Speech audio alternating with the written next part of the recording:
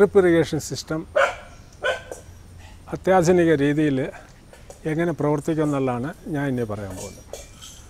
വളങ്ങളെല്ലാം nitrate വളമൊന്നും phosphate വളമൊന്നും തരംതിരിച്ച് ഒരു ടാങ്കിൽ നൈട്രേറ്റ് വളങ്ങൾ മാത്രവും മറ്റൊന്നിൽ ഫോസ്ഫറസ് ഫോസ്ഫേറ്റ് വളങ്ങൾ മാത്രവും എൻ്റെ പിറകെ കാണുന്ന അതിൽ ആസിഡ് വളങ്ങളും ചേർത്ത് ആണ് ഫെർട്ടിഗേഷൻ കൊടുക്കുന്നത്. ആ കുളത്തിൽ നിന്ന് വെള്ളം പമ്പ് ചെയ്ത് ഒരു ഫിൽറ്റർ മുഖാന്തരം ഈ വലിയ ടാങ്കിൽ നിറയ്ക്കുന്നു. നിറച്ചതിന് ശേഷം ഇതിൽ നോക്കിയാൽ ഇതിലിങ്ങനെ പൈപ്പ് പിറകെ സൈഡിൽ കൊടുത്തിട്ടുണ്ട്. ഇത് തുറന്നിട്ട് ഇതിനകത്ത് 1000 ലിറ്റർ കൊള്ളുന്ന ടാങ്കാണ് ഈ വച്ചിരിക്കുന്നത്. ഈ ടാങ്കിന് പ്രൊപ്പറേഷനായിട്ടുള്ള വളങ്ങൾ ഇതിനകത്തിട്ട് നല്ലവണ്ണം കലക്കും. കാൽസ്യം നൈട്രേറ്റ് 19 അത് കഴിഞ്ഞിട്ട് ബാക്കിയുള്ള ഫോസ്ഫേറ്റ് വളങ്ങൾ ഇതെല്ലാം പ്രത്യേകം ഇതിലിട്ട് നല്ലവണ്ണം കലക്കി ഇത് ചെയ്യും. അല്ലെന്നുണ്ടെങ്കിൽ ഓരോ പ്രാവശ്യവും കലക്കി കൊടുക്കുകയെന്ന് വെച്ചാൽ വളരെ ബുദ്ധിമുട്ടുള്ളതാണ്. ഇതിൽ വേറൊരു ഗുണം എന്താണെന്ന് വെച്ചാൽ ആൾ ഉണ്ടായിരുന്നാലും ഇല്ലായിരുന്നാലും ഓട്ടോമാറ്റിക് സിസ്റ്റം മുഖാന്തരം ചെടി ഈ പമ്പ് ആണായിക്കോളും. അപ്രകാരം എല്ലാ ചെടികളുടെയും സമയാസമയങ്ങളിൽ വളം എത്തിക്കാൻ പറ്റും. ഈ കാണുന്ന സിസ്റ്റത്തിൽ ഈ വരുന്ന ബോർവെല്ലിൽ നിന്നോ അല്ലെന്നുണ്ടെങ്കിൽ കുളത്തിൽ നിന്നോ വരുന്ന വെള്ളത്തിൽ വളരെയധികം സാൻഡിൻ്റെയും ബാക്കി വേസ്റ്റുകളൊക്കെ കാണും. കളകളോ പായലോ ഇങ്ങനെയൊക്കെ ഉള്ളതിനെ ഇതിനകത്ത് വിട്ടാൽ ട്രിപ്പിൻ്റെ ദൂരത്തിൽ അടഞ്ഞ് പിന്നെ അതിന് ഒരിക്കലും ഉറക്കിയില്ല. അതിനെ ക്ലീൻ ചെയ്യാൻ വളരെ ബുദ്ധിമുട്ടാണ്. അതുകൊണ്ട് ആദ്യം തന്നെ എത്ര പൈസ ചിലവായിരുന്നാലും ട്രിപ്പ് ഇറിഗേഷൻ ഇൻസ്റ്റാൾ ചെയ്ത സാൻഡ് ഫിൽറ്റർ തീർച്ചയായിട്ടും വയ്ക്കും.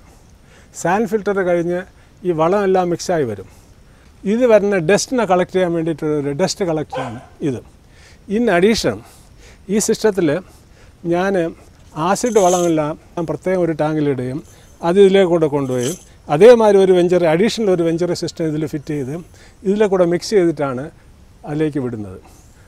അതിലേക്കൂടെ പോയിട്ടാണ് എല്ലാ ട്രിപ്പിൽ കൂടെ വളം എല്ലാ ചെടിക്കും പോകുന്നത്.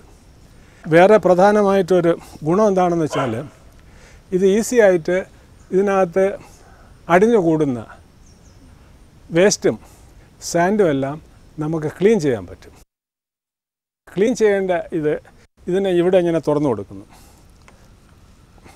അപ്പോൾ അതിലേക്കൂടെ വരുന്ന വെള്ളം ഇങ്ങോട്ട് പോവില്ല, നേരെ മറിച്ച് ഈ വെള്ളം കീഴോട്ട് പോകും. അപ്പോൾ ഇവിടെയും തുറന്നു കൊടുക്കുന്നു. അവിടെ അടച്ചു, ഇവിടെ തുറന്നു കൊടുത്തു. അപ്പോൾ ഈ വരുന്ന വെള്ളം ഇതിലേക്കൂടെ വരുന്ന വെള്ളം നേരെ കീഴേ പോയി ഇതിൽ കയറും. അടിയിൽ നിന്ന് വെള്ളം കയറുന്നതുകൊണ്ട് ഈ മണലിനകത്ത് അടിഞ്ഞു കിടക്കുന്ന ഇതിനെ മേലോട്ട് കുതിപ്പിച്ച് ഇളക്കും.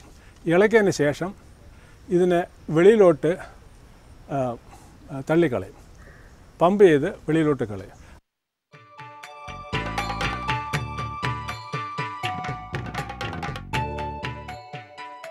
പോളി ഹൗസിനകത്ത് കൃഷി ചെയ്യുമ്പോൾ മാറിവരുന്ന സാഹചര്യങ്ങളിൽ സസ്യങ്ങൾക്കുണ്ടാകുന്ന മാറ്റങ്ങളും വളർച്ചാ വ്യതിയാനങ്ങളുമൊക്കെ സസൂക്ഷ്മം നിരീക്ഷിക്കുക എന്നതും ഈ ശാസ്ത്രകുതുകി ദിനചര്യയുടെ ഭാഗമാക്കി. ഈ വിധ പരീക്ഷണ നിരീക്ഷണങ്ങൾ വഴി ലഭ്യമായ അറിവ് മറ്റുള്ളവരിലേക്ക് പകരാനുള്ള സന്നദ്ധതയും ശ്രീ ഗോപകുമാർ പ്രദർശിപ്പിച്ചു. ഈ തക്കാളി സൂര്യപ്രകാശം ഇതിൻ്റെ അകത്ത് കുറച്ച് അനുഭവപ്പെടുന്നതുകൊണ്ടാണ് ഇത്രയും പൊക്കത്തിന് പെട്ടെന്ന് കിട്ടുന്നത്. നോട്ട് ടു നോട്ട് ഇതിൻ്റെ ഹൈറ്റ് നോക്കിയാൽ അറിയാം. ഈ നോട്ടിന് ഈ നോട്ടിന് ഇത്രയും വ്യത്യാസം. നേരെ മറിച്ച് സൂര്യപ്രകാശം കുറച്ചുകൂടെ ഉണ്ടായിരുന്നുണ്ടെങ്കിൽ ഇത് ഇത്രയും പൊക്കത്തിൽ പോകില്ലായിരുന്നു. അത് കഴിഞ്ഞിട്ട് അതിൻ്റെ ഇതാണ് വ്യത്യാസങ്ങൾ മനസ്സിലാക്കുന്നത്. അതേസമയം ഈ സൈഡിലാണെന്നുണ്ടെങ്കിൽ സൂര്യപ്രകാശം കൂടുതൽ കിട്ടുന്നതുകൊണ്ട് ഇതിൻ്റെ വ്യത്യാസം മനസ്സിലാക്കാൻ പറ്റും. ഇവിടെ ചെടിയുടെ ഇല നോക്കണം, നല്ല പച്ചപ്പും നല്ല ഇതുമായിട്ട് വിരിഞ്ഞ് നിൽക്കുകയാണ്. ഇതിൽ കൂടുതൽ പൂക്കളും കൂടുതൽ കായും കിട്ടാൻ ഈ സൂര്യപ്രകാശം നമ്മളെ സഹായിക്കും. കാരണം എന്താണെന്ന് വെച്ചാൽ ഇവിടെ നടക്കുന്ന വിധം ഫോട്ടോസിന്തസിസ് അപ്പുറത്തെ സൈഡിൽ നടക്കില്ല. അതുകൊണ്ടാണ് ആ വ്യത്യാസമുള്ളത്. ഇതിൽ പൂക്കൾ വന്നു തുടങ്ങി, പക്ഷേ ഇങ്ങനെയല്ല വരേണ്ടിയിരുന്നത്. അതുകൊണ്ട് ഇതിപ്പം പൂവാണ്. ഇങ്ങനെയല്ല വരേണ്ടിയിരുന്നത്, കൊലയായിട്ട് വരണം. അപ്പോഴാണ് അതിൻ്റെ വ്യത്യാസങ്ങൾ കൂടുതൽ നമുക്ക് മനസ്സിൽ. ഈ പോളി ഹൗസിനകത്ത് കൃഷി ചെയ്യുന്നതിൻ്റെ പ്രയോജനം കിട്ടണമെന്നുണ്ടെങ്കിൽ സാധാരണ കൃഷി ചെയ്യുന്നതിനെക്കാട്ടിയും 5 മുതൽ 8 ഇത് കൂടുതൽ കിട്ടണം, 8 ഇരട്ടി കൂടുതൽ കിട്ടണം പോളി ഹൗസിനകത്ത്. കാരണം investment in poly house is very high. അപ്പോൾ അതിൻ്റെ മുതലും പലിശയും നമ്മൾ തിരിച്ചടക്കാൻ പ്രാപ്തനാണെന്നുണ്ടെങ്കിൽ അത്രയും ഉൽപ്പാദനം പോളി ഹൗസിൻ്റെ അകത്ത് കൂടുതൽ കിട്ടിയാലേ നടക്കും, അല്ലെങ്കിൽ കടം കൊണ്ട് മൂടും.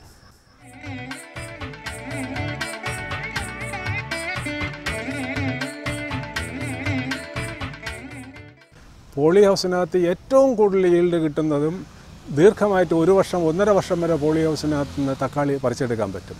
അപ്പോൾ ഇത്രയും വിളവ് ഒരു കൃഷിയിൽ നിന്ന് കിട്ടുന്ന വേറൊരു ഐറ്റം ഇത്രയും പ്രോഫിറ്റബിളായിട്ട് വേറെ എടുത്തുന്നില്ല. ഇസ്രയേലിലും നെതർലൻഡിലൊക്കെ ഇപ്പം ഹെക്ടേക്കറിൽ 400-450 മെട്രിക് ടണ്ണാണ് ഉൽപ്പാദിപ്പിക്കുന്നത്. ഇന്ത്യയെ സംബന്ധിച്ചോളം 200-230 മെട്രിക് ടണ്ണേ എത്തിയിട്ടുള്ളൂ. അതുകൊണ്ട് ഇതിന് നല്ലൊരു സ്കോപ്പുണ്ട്. ഈ കാലത്ത് എല്ലാ മലക്കറി വെജിറ്റബിൾ ഷോപ്പിലും തക്കാളി ബ്രാൻഡ് ഐറ്റമാണ്. എവിടെ നോക്കിയാലും അവർ കെട്ടിത്തൂക്കിയിട്ടേക്കിന് കാണാം. അതുകൊണ്ട് തക്കാളിക്ക് മാർക്കറ്റിൽ വലിയ പ്രശ്നം വരില്ല.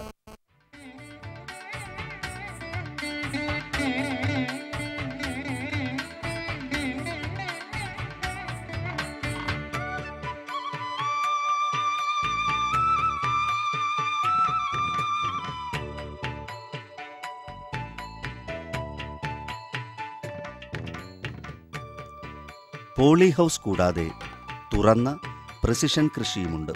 ഒരിടത്ത് പയർ കൃഷിക്ക് തയ്യാറെടുപ്പ് നടന്നുകൊണ്ടിരിക്കുന്നു.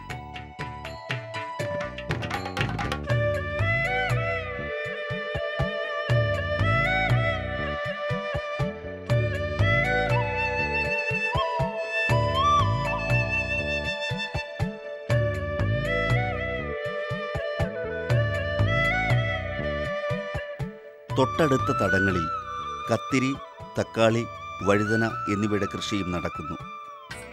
കൃഷിയുടെ മുന്നൊരുക്കങ്ങളിലും ദൈനംദിന പരിചരണങ്ങളിലും പ്രകടമാകുന്ന ആസൂത്രണത്തിൻ്റെയും നിർവഹണത്തിൻ്റെയും ചിട്ടയും മികവും ഏതൊരു സന്ദർശകൻ്റെയും ശ്രദ്ധയാകർഷിക്കുന്ന ഒന്നാണ്.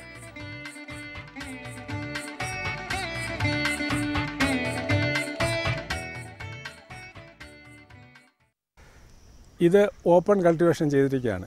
ഇൻഡിറ്റർമിനേറ്റ് വെറൈറ്റി വെളിയിൽ കൃഷി ചെയ്തിരിക്കുകയാണ്.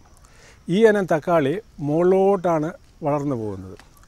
ഇതിനെ നമ്മൾ വളർന്നതിനനുസരിച്ചിട്ട് ബ്രാഞ്ചസ് കട്ട് ചെയ്ത് കളയും. അപ്പോൾ ഒന്നല്ലെങ്കിൽ 2 ബ്രാഞ്ചസിനായിരിക്കും മുകളിലോട്ട് വളർത്തിക്കൊണ്ട് പോകുന്നത്. അങ്ങനെ ഇത് പൊങ്ങിപ്പോകുമ്പം ഇങ്ങനെയുള്ള ക്ലിപ്പ് ഇട്ട് ഇതിനെ പിടിച്ച് കെട്ടി മുകളിലോട്ട് 8-10 അടി വരെ പൊക്കത്തിൽ ഇത് പോവുകയും ചെയ്യും. അത്രയും സമയം ഇത് കായ്ക്കുകയും ചെയ്യും. ഇതാണ് ഇൻഡിറ്റർമിനേറ്റ് വെറൈറ്റി. കൂടുതലും പോളി ഹൗസിനകത്ത് ഈ വെറൈറ്റിയാണ് കൃഷി ചെയ്യുന്നത്. അതിലേക്ക് വേണ്ടിയിട്ട് ഇങ്ങനെയുള്ള തക്കാളിയാണ് ഉപയോഗിക്കുന്നുണ്ട്. ഇതിൻ്റെ ടെക്നോളജി ഇതാണ്. ഇത് മണ്ണിലല്ല വളർത്തിയിരിക്കുന്നത്, സോയിൽലെസ് കൾട്ടിവേഷനാണ്. ഈ ബാഗിൽ കൊയർപ്പിത്തും പിന്നെ ചാണകപ്പൊടിയും അതിൻ്റെ കൂടെ പിണ്ണാക്കും ആണ് ചേർത്തിരിക്കുന്നത്, വേപ്പിൻ പിണ്ണാക്ക്. ഇതിനെ നമ്മൾ ട്രൈക്കോഡെർമയൊക്കെ ട്രീറ്റ് ചെയ്തിട്ടാണ് ഇതിൽ ചെയ്യുന്നത്. ഈ തക്കാളി എന്ന് പറയുന്നത് മോസ്റ്റ് ഡിസീസ് പ്രോൺ പ്ലാന്റാണ്. അതാണ് കേരളത്തിൽ ആൾക്കാർ പൊതുവായിട്ട് ഓപ്പൺ കൾട്ടിവേഷൻ ചെയ്യാത്തത്. തമിഴ്നാട്ടിൽ നിന്നും കർണാടകയിൽ നിന്നും ഒക്കെയാണ് നമുക്ക് കൂടുതലും തക്കാളി വരുന്നത്. ഇത് ഞാൻ ഒരു ശ്രമം നടത്തുകയാണ്. കുറേ വിജയിച്ചു, കുറേ തോറ്റു. എങ്കിലും ഇതിൻ്റെ പുറമൊന്ന് പിന്നെയും നിൽക്കുകയാണ്. ഓപ്പൺ കൾട്ടിവേഷനിൽ നമുക്ക് ലാർജ് സ്കെയിലിൽ കൃഷി ചെയ്യാൻ പറ്റുമോ ഇല്ലെന്നുള്ള പരീക്ഷണത്തിലാണ് ഇപ്പോഴും ഞാൻ നിൽക്കുന്നത്.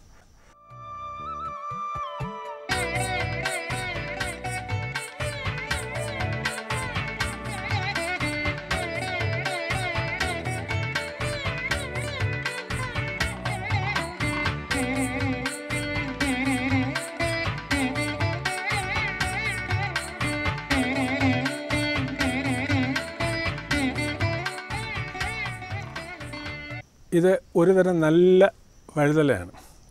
ഇത് വളരെ ഇത്ര നീളമുള്ള ഒരുതരം വഴുതലയാണ്. നല്ല നീളവും നല്ല ഒരുപാട് കായ്ക്കുന്ന തരത്തിലുള്ള ഒരു വഴുതലം വെറൈറ്റിയാണ് ഇത് ചെയ്തിരിക്കുന്നത്. അപ്പുറത്തെ കാണുന്നത് ഇത് കഴിഞ്ഞിട്ട് 4 പണ കഴിഞ്ഞിട്ട് ബാക്കി കാണുന്നതെല്ലാം കത്തിരിയാണ്. ആ കാണുന്ന പാവലാണ്. പാവൽ കൃഷി തീർന്ന് ഇനിയിപ്പം വലിച്ച് പറിക്കാൻ പോവുകയാണ്. ഇത് നമ്മൾ വെളിയിൽ നിന്ന് വരുത്തിയ ഒരു തായ്ലൻഡ് വെറൈറ്റി ഒരു സീഡാണ് ആ കൃഷി ചെയ്തത്. പിന്നെ ഈസ്റ്റ് ആൻഡ് വെസ്റ്റ് കമ്പനിയുടെയും നല്ല സീഡുണ്ട്. ഇൻഡോ അമേരിക്കയുടെയും കത്തിരി നല്ല സീഡുകളുണ്ട്. ഇങ്ങനെയുള്ള ആധുനിക രീതിയിലുള്ള F1 ടൈപ്പിലുള്ള വിത്തുകളാണ് നമ്മളിവിടെ കൃഷി ചെയ്യുന്നത്.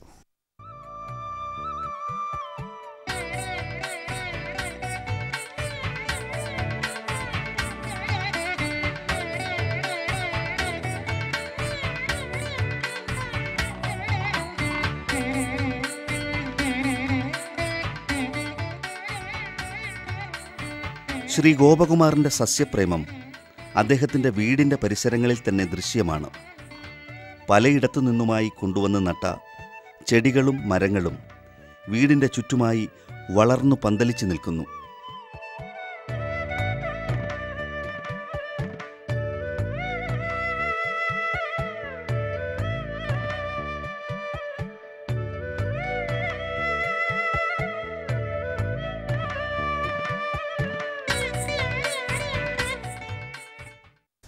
കേരളം സുഗന്ധദ്രവ്യത്തിന് പ്രസിദ്ധി ആർജിച്ച ഒരു സംസ്ഥാനമാണ്.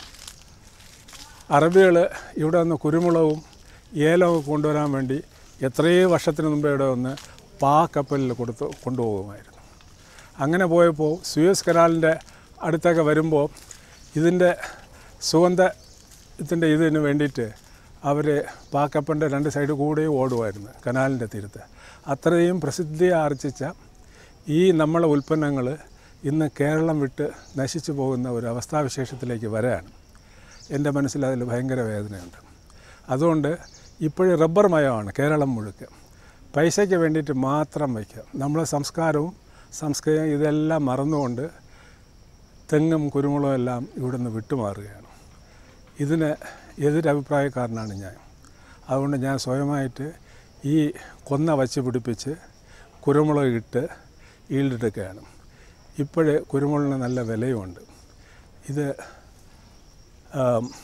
പൈസയ്ക്ക് വേണ്ടി മാത്രമല്ല, പ്രത്യേക ചില നിബന്ധനകൾ ഇതുള്ളതുകൊണ്ടാണ്. എൻ്റെ ആഗ്രഹമാണ് കേരള സംസ്കാരം, നമ്മളെ ചരിത്രം, നമ്മളെ കാലാവസ്ഥ, ഇതിനനുയോജ്യമായിട്ടുള്ള ചെടികൾ, ഉൽപ്പന്നങ്ങൾ, ഇതിനെല്ലാം വളരെയധികം പുരോഗതി ഉണ്ടാകണം എന്നുള്ള ആത്മാർത്ഥമായിട്ടുള്ള ശ്രമം കൊണ്ടാണ് ഇങ്ങനെല്ലാം നടന്നത്.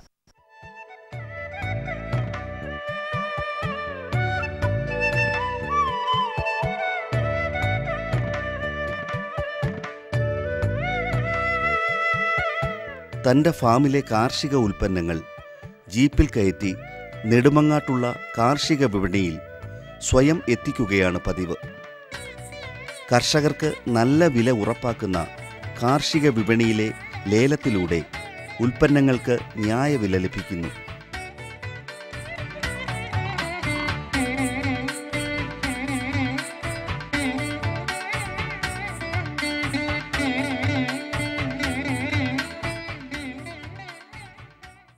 എനിക്ക് ഞാൻ കഴിക്കുന്ന ഭക്ഷണത്തിന് കുറച്ചെങ്കിലും ഞാൻ അധ്വാനിച്ച് ഉണ്ടാക്കി കഴിക്കണം എന്ന് താല്പര്യവും ആഗ്രഹവും അത്യാഗ്രഹമുള്ള ഇതുകൊണ്ടാണ് എല്ലാവരും എതിർത്തിട്ടും ഞാൻ ഇതിലിപ്പോഴും വ്യാപൃതനായിരിക്കുന്നത്.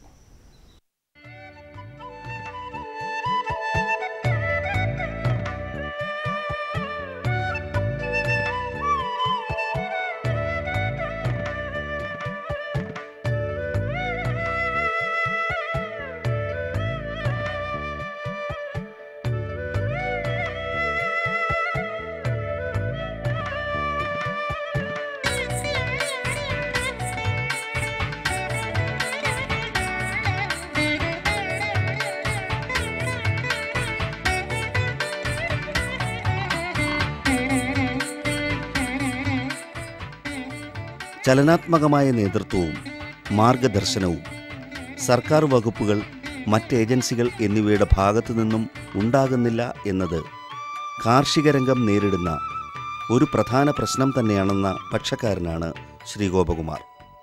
സർക്കാർ സംവിധാനങ്ങളും കാർഷിക സർവകലാശാലയും ശാസ്ത്രജ്ഞ സമൂഹവും ഗവേഷകരും എല്ലാം കർഷകരുമായി കൈകോർക്കുമ്പോൾ മാത്രമേ കാർഷിക കേരളം കാത്തുനിൽക്കുന്ന യഥാർത്ഥ പുരോഗതിയുടെ കുതിച്ചുചാട്ടം സാക്ഷാത്കൃതമാകൂ എന്നും ശ്രീ ഗോപകുമാർ ഉറപ്പിച്ചു പറയുന്നു.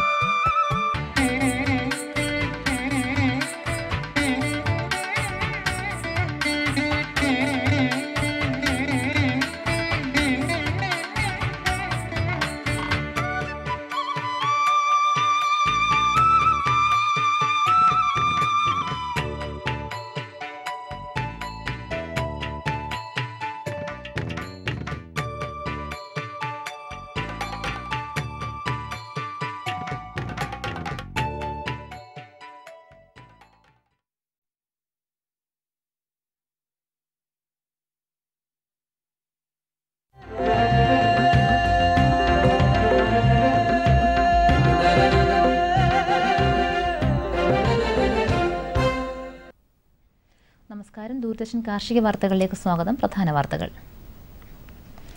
കിഴങ്ങുവർഗ വിളകൃഷി വ്യാപിപ്പിക്കുന്നതിന് കൃഷിവകുപ്പിന്റെ പദ്ധതി. കളകളെ നശിപ്പിക്കുവാൻ ജൈവ കർഷകന്റെ ജൈവ കളനാശിനി. വാർത്തകൾ വിശദമായി. സമഗ്ര പച്ചക്കറി കൃഷി വികസന പദ്ധതിയുടെ ഭാഗമായി കൃഷിവകുപ്പ് നല്ല ഇനം കിഴങ്ങുവർഗ വിളകളുടെ കൃഷി വ്യാപിപ്പിക്കുന്നു. കൊല്ലം, മലപ്പുറം, കാസർഗോഡ്, പാലക്കാട് ജില്ലയിലെ അട്ടപ്പാടി എന്നിവിടങ്ങളിലാണ് 1.52 കോടി രൂപയുടെ കിഴങ്ങുവർഗ വിള കൃഷി പദ്ധതി നടപ്പാക്കുന്നത്. കൊല്ലം, മലപ്പുറം, കാസർഗോഡ് ജില്ലകളിൽ യഥാക്രമം ചേന, മരച്ചീനി, കാച്ചിൽ എന്നിവ കൃഷി ചെയ്യുന്നതിനും പാലക്കാട്, അട്ടപ്പാടി മേഖലയിൽ ചേന, മരച്ചീനി, കാച്ചിൽ എന്നിവ കൃഷി ചെയ്യുന്നതിനും സഹായം ലഭിക്കും. ഇവയുടെ ഗുണനിലവാരമുള്ള നടീൽ വസ്തുക്കൾ കർഷകർക്ക് ലഭ്യമാക്കും. 10 സെന്റടങ്ങുന്ന ഒരു യൂണിറ്റിലെ ചേന കൃഷിക്ക് 16,000 രൂപയും കാച്ചിൽ കൃഷിക്ക് 9,000 രൂപയും 25 സെന്റടങ്ങുന്ന മരച്ചീനി കൃഷിയുടെ ഒരു യൂണിറ്റിന് 15,000 രൂപയുമാണ് ലഭിക്കുക. നാളികേര വികസന ബോർഡിന്റെ നേര്യമംഗലം പ്രദർശന വിത്തുൽപാദന തോട്ടത്തിൽ ഗുണനിലവാരമുള്ള തെങ്ങിൻ തൈകൾ മിതമായ നിരക്കിൽ ലഭ്യമാണ്. കരിക്കിനും നീരയ്ക്കും അനുയോജ്യമായതും വർദ്ധിച്ച വിളവും രോഗപ്രതിരോധ ശേഷിയുമുള്ള സങ്കര ഇനങ്ങളും കുറിയ ഇനങ്ങളും നാടൻ തൈകളുമാണ് വിൽപ്പനയ്ക്കുള്ളത്. ബോർഡിൽ രജിസ്റ്റർ ചെയ്തിട്ടുള്ള നാളികേര ഉൽപാദക സംഘങ്ങൾക്കും ഫെഡറേഷനുകൾക്കും തൈകൾ വാങ്ങുന്നതിന് മുൻഗണന ലഭിക്കും. കുറിയ ഇനങ്ങൾക്ക് 40 രൂപയും നെടിയ ഇനം തൈകൾക്ക് 30 രൂപയും സങ്കരയിനം തൈകൾക്ക് 125 രൂപയുമാണ് വില. തൈകൾ പോളി ബാഗുകളിലും ലഭ്യമാണ്.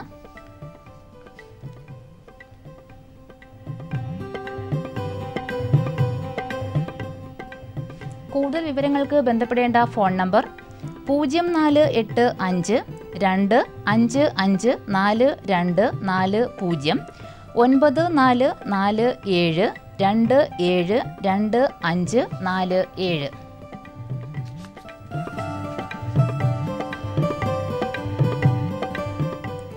കൊല്ലത്തെ പ്രമുഖ ജൈവ കർഷകനായ നരേന്ദ്രനാഥ് വികസിപ്പിച്ച ജൈവ കളനാശിനി കൃഷിയുടെ പരീക്ഷണങ്ങളിൽ കളകളെ നശിപ്പിക്കാൻ ഫലപ്രദമാണെന്ന് കണ്ടെത്തി. 3 കിലോ നീറ്റുകക്ക, 4 കിലോ പരലുപ്പ്, 2 ലിറ്റർ വേപ്പെണ്ണ, 3 ലിറ്റർ ഗോമൂത്രം, 10 ലിറ്റർ വെള്ളം എന്നിവയാണ് ജൈവ കളനാശിനി ഉണ്ടാക്കാൻ വേണ്ട സാധനങ്ങൾ. 10 ലിറ്റർ വെള്ളത്തിൽ 3 കിലോഗ്രാം നീറ്റുകക്ക നന്നായി ഇളക്കി 10 മണിക്കൂർ വയ്ക്കണം. ശേഷം ഇതിൽ 4 കിലോ പരലുപ്പും 2 ലിറ്റർ വേപ്പെണ്ണയും ഒഴിച്ച് നന്നായി ഇളക്കി 1 മണിക്കൂർ വച്ച ശേഷം മിശ്രിതം തോർത്തുപയോഗിച്ച് അരിച്ച് കുറ്റിപ്പമ്പിൽ നിറച്ച് കളകളുടെ ഇലകളിലും തണ്ടിലും വീഴും വിധം അടിച്ചാൽ 2 മണിക്കൂറിനകം കളകൾ വാടുകയും 4 ദിവസം കൊണ്ട് പൂർണ്ണമായി കരിയുകയും ചെയ്യും. ജൈവ കളനാശിനിയെക്കുറിച്ച് കൂടുതൽ അറിയാൻ വിളിക്കാവുന്ന ഫോൺ നമ്പർ 9847774725.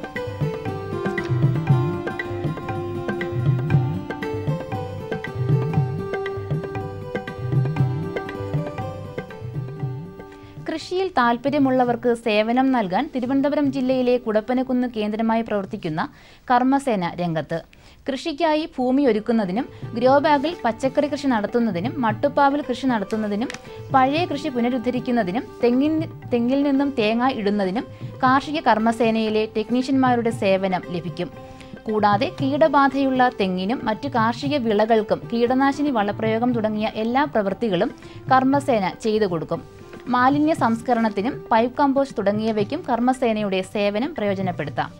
ജൈവ കൃഷി പ്രോത്സാഹിപ്പിക്കുന്ന കർമ്മസേനയിൽ പ്രവർത്തിക്കാൻ താൽപ്പര്യമുള്ളവർ കുടപ്പനക്കുന്നിൽ പ്രവർത്തിക്കുന്ന ഓഫീസുമായോ ഇനി പറയുന്ന ഫോൺ നമ്പറിൽ ബന്ധപ്പെടുക.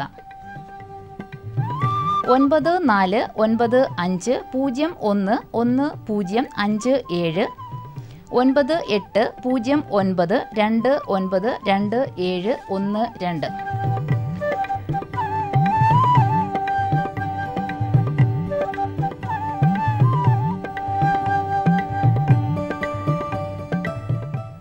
കൃഷിവകുപ്പിന്റെ ഫാം ഇൻഫർമേഷൻ ബ്യൂറോ പ്രസിദ്ധീകരിക്കുന്ന മലയാളത്തിലെ പ്രഥമ കൃഷി മാസികയായ കേരള കർഷകൻ മാസികയുടെ വരിസംഖ്യ വർദ്ധിപ്പിച്ചു. 80 രൂപയിൽ നിന്ന് 100 രൂപയായിട്ടാണ് വർദ്ധിപ്പിച്ചിട്ടുള്ളത്. ആജീവനാന്ത വരിസംഖ്യ 500 രൂപയിൽ നിന്നും 1000 രൂപയായി വർദ്ധിപ്പിച്ചിട്ടുണ്ട്. കൂടുതൽ വിവരങ്ങൾക്ക് ബന്ധപ്പെടേണ്ട ഫോൺ നമ്പർ 0471231458.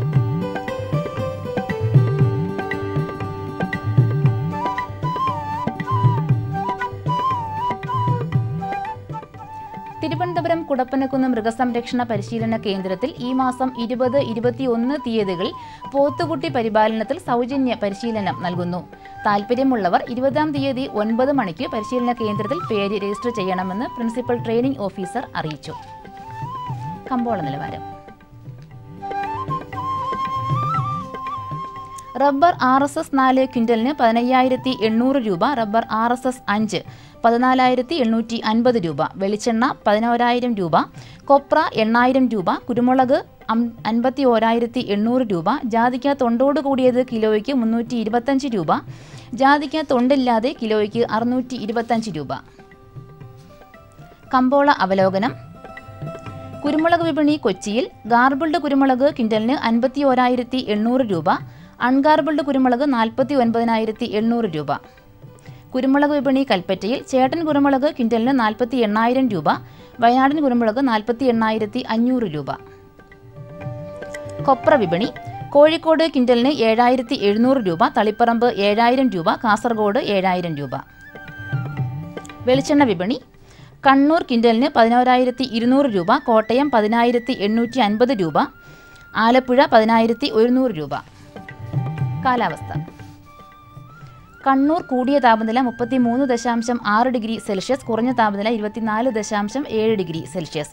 കോഴിക്കോട് 33.4, 23.4. കൊച്ചി 32, 23.